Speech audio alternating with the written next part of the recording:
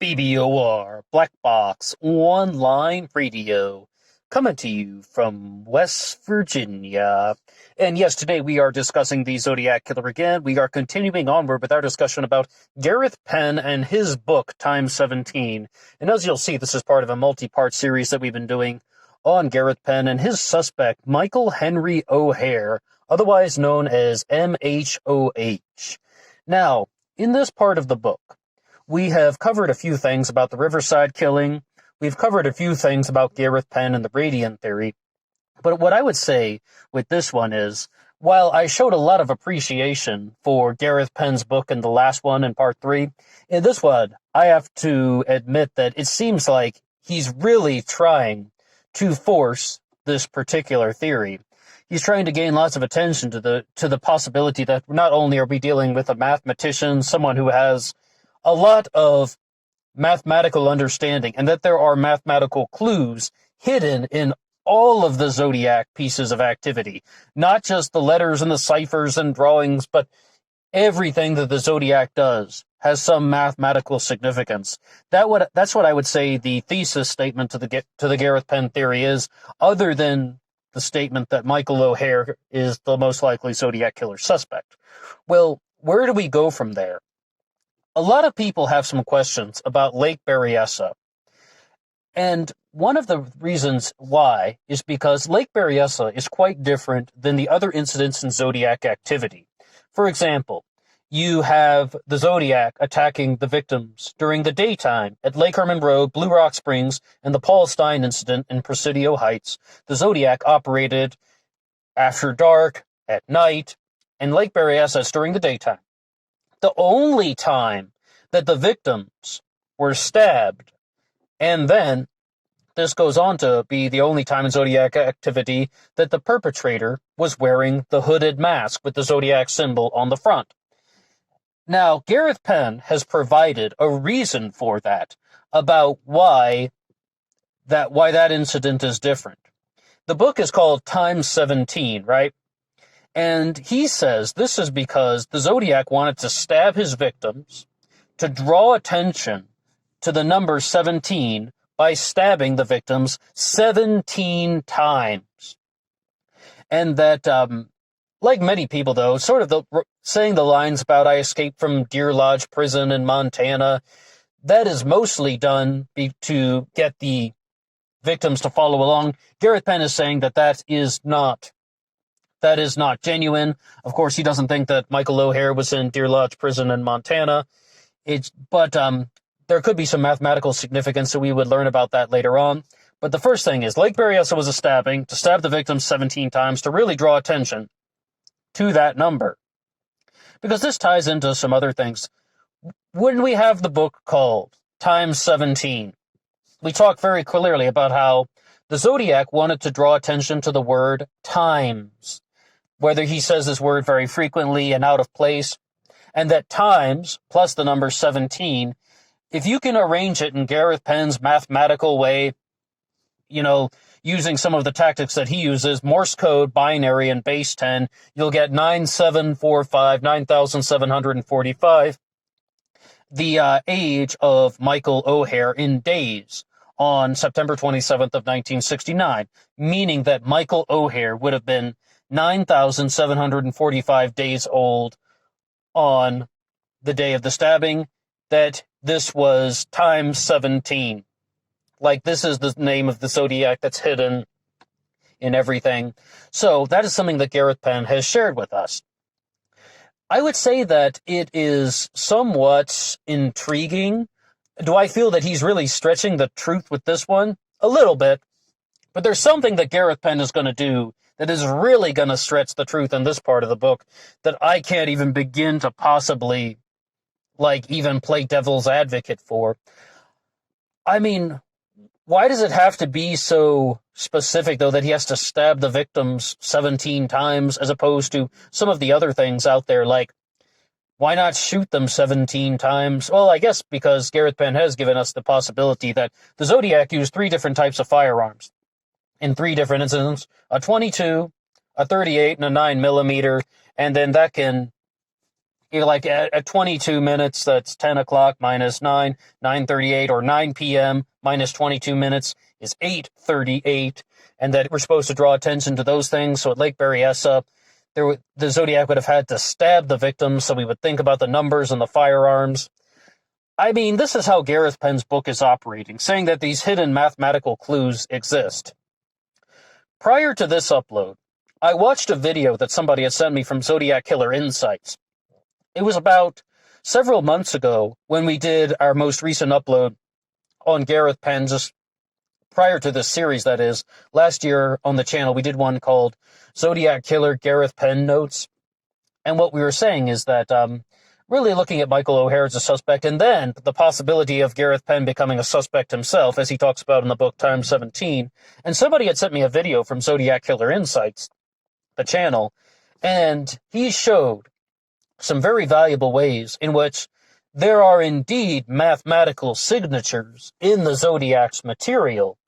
Does it mean that it's as elaborate as what Gareth Penn has to say? Not exactly. I mean, you can see that the Zodiac mails something that has the number 12. The Zodiac mails something that has the number 13. The Zodiac mails something that has the number 14. And one of the things that I felt Zodiac Killer Insights was doing that really contributed to some of this discussion, some of these discussions, is the final Zodiac victim that was confirmed was Paul Stein, who was murdered on October 11th of 1969. But you see that the Zodiac letters just keep going all through the spring, all through the summer, and even up to getting the Halloween card mailed to Paul Avery that has the number 14 on it. And there's a pattern of numbers that are there, meaning that, well, there are a variety of possibilities as what those could mean. And I don't believe that too many people are 100% certain. Some people might even think that there are more Zodiac victims that took place than are even reported. Like, there could be murders that happened that the Zodiac simply did not take credit for. They could be attributed to the body count. Bear in mind, the Zodiac did confess to 37 murders. Some of the other claims, though, that Gareth Penn makes about the Zodiac and his potential suspect, Michael O'Hare, is that Michael O'Hare was someone who got his PhD from Harvard, became a lecturer at MIT for 7 years, then became a member of the Massachusetts cabinet, like in the government. And where is that? Boston, Massachusetts, right? After the murder of Sherry Jo Bates, you'll remember, right, that the watch that the perpetrator had been wearing had been torn off. I almost said the Zodiac. We don't necessarily know if Sherry Jo Bates was a 100% confirmed Zodiac incident, mind you. Gareth Penn does say that it was, though. He is a strong believer that the Sherry Jo Bates murder in Riverside was Zodiac activity. That watch was torn off. What brand was it? Timex. And I always thought it was a very interesting detail, because if it had been a Zodiac watch, I would have been like, hands down, I don't care what anybody says. It's most likely the Zodiac murdered Sherry Jo Bates, but it wasn't. It was a Timex watch. Gareth Penn says that there is a very specific reason for that, and that is to draw attention once again to the word times or Timex. And Gareth Penn has his own mathematical way to look at the letters T-I-M-E-X, Timex. He can use, once again, his methods with binary, Morse code, base 10, to rearrange the value of these letters into the number 617. 617. The area code for where? Boston, Massachusetts, where Michael O'Hare worked. So, let alone that even prior to being, getting his PhD from Harvard, 7 years as an MIT lecturer, and working for the Massachusetts government, Michael O'Hare did graduate from Harvard University in undergrad. He was the editor of the Cambridge 38. And in the last upload, we were talking about the significance of the number 38 in Zodiac activity. But the numbers we really need to pay attention to are 38 and 17.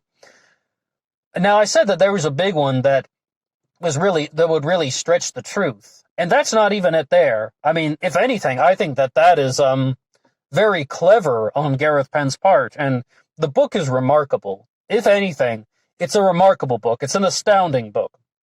But here's one that I can't even play the other side for. At 1:30 in the morning one night, after Gareth Penn's name had been published in the newspaper, talking about some of his theories and some of his mathematical findings, somebody called Gareth Penn's house at 1:30 in the morning. Gareth Penn's up late reading. He picks up the phone. Nobody answers. He hangs up the phone. Somebody calls again. He picks up the phone. Nobody answers. But Gareth Penn is so certain that even without hearing the voice, he knows who it was, because the phone rang twice. 2 rings. And what is the shape of a ring? A circle. What number looks like a circle? 0. 2 rings. 00 in binary is 1. Therefore, the person must have known that it was just after 1 a.m. in the morning, and it was a mathematical signature. Like, when I read that in the book, I was just like, all right, I really appreciate what Gareth Penn is trying to do, but that is just stretching the truth so much. Never mind that it's just the concept of trying to force the theory.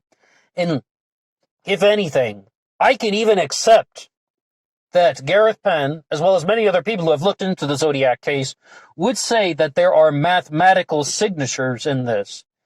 And if anything, it could be an enormous coincidence that Timex can be mathematically arranged to show us the numbers 617, the area code for Boston, where Michael O'Hare was living.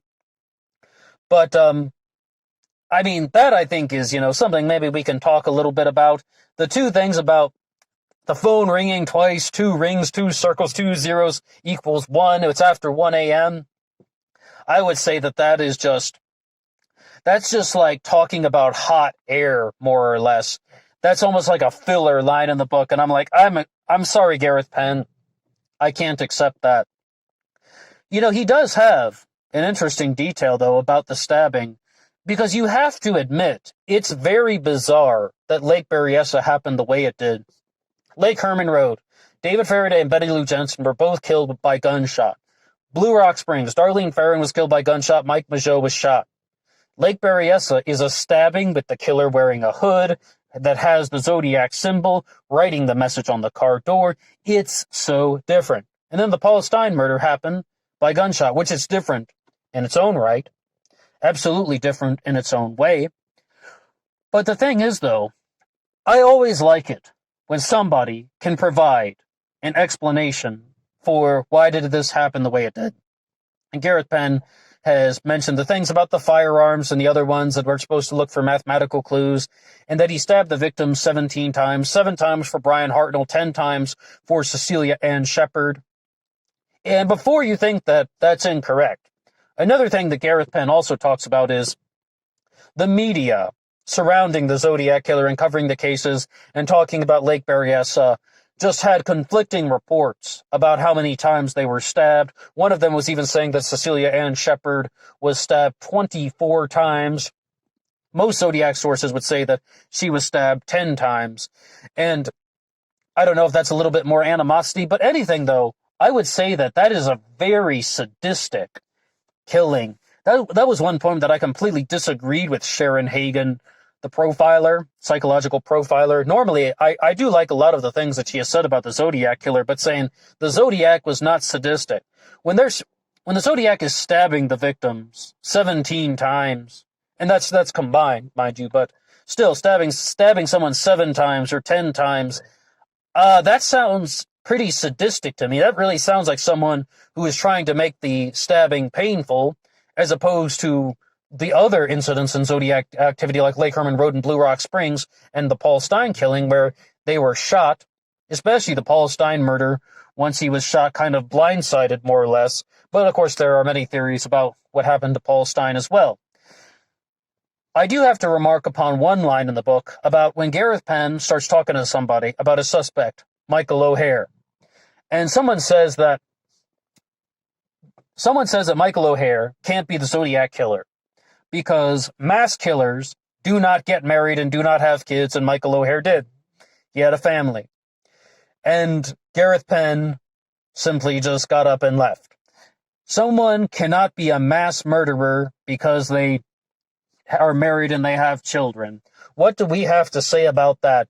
That is almost so ridiculous we shouldn't even respond to it. But first and foremost, I guess this is prior to the term serial killer being used rather frequently. When I think of mass murderer or mass killer, I think of perhaps a mass shooter, not somebody that would have constructed a series of murders over a 12-month period with possibly committing other crimes.